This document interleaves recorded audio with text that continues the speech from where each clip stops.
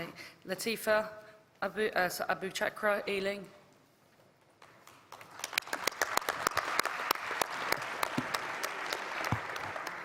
President, Conference, my name is Latifa Abouchakra. I'm a first-time delegate and a first-time speaker. Thank you.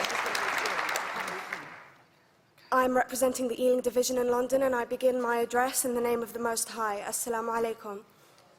Alaikum salam. When certain politicians and the media use the term muscular liberalism, that's just another word for racism and Islamophobia. This stance on Islam has led them into primary schools to ascertain why young girls wear the hijab, as it could be interpreted as a sexualization of these young girls. I say shame on Ofsted for victimizing young girls, for choosing to wear religious articles of clothing. There is no such measure made for other religions or other articles of religious wear. This stance has other ramifications.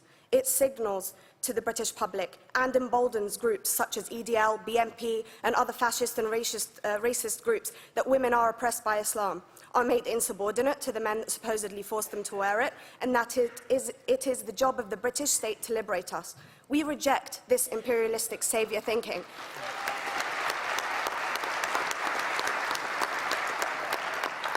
And I'm here to state for all people who choose to practice their beliefs openly that we are not oppressed by our faith. Islam is not one homogeneous block. There are Muslim women who do not wear the hijab, and that is their interpretation of their faith. The Quran beautifully states, La ikraha fid din, which translates to, there is no compulsion in religion. My faith has given me the right to choose 1,400 years before the Universal Declaration of Human Rights told me I could. A fun fact for you, conference. My dad didn't want me to wear the hijab. I chose to. Those of faith, thank you. Those of faith should have the right to choose to wear their articles of faith. Sikhs wearing the turban, Jews wearing the kippah, or Christians wearing the crucifix. Practicing my right to freedom of expression through the hijab empowers me and other women like me to know that we are able to make decisions for ourselves. Through the hijab, women like me feel empowered to overcome the social expectations of sexualization that is relevant and has currently resulted in many cases of anxiety and worse. I can speak for myself and others like me. At school, I was able to focus more on the thoughts that were running through my mind than how good I looked to the world. The NUT has supported a woman's right to choose when it comes to pregnancy. I want conference to support my right to wear the hijab.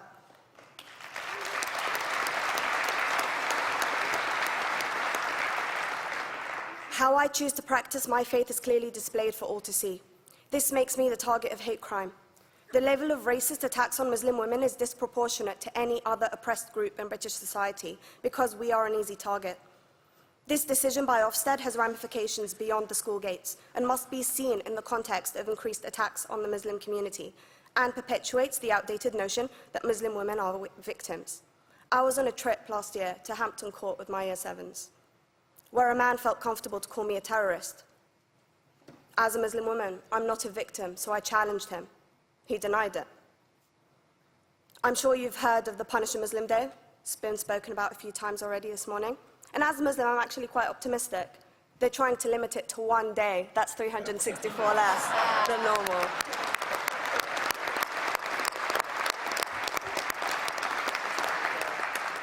But let's be clear, conference. Islamophobia and other forms of racism affects non-Muslims too.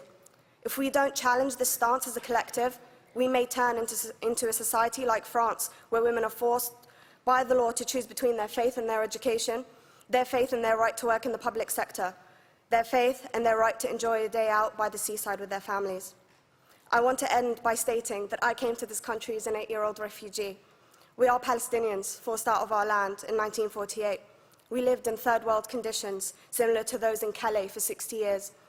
Here, I received the support I needed to study law at university and become a secondary school citizenship and PSHE teacher, and a school rep.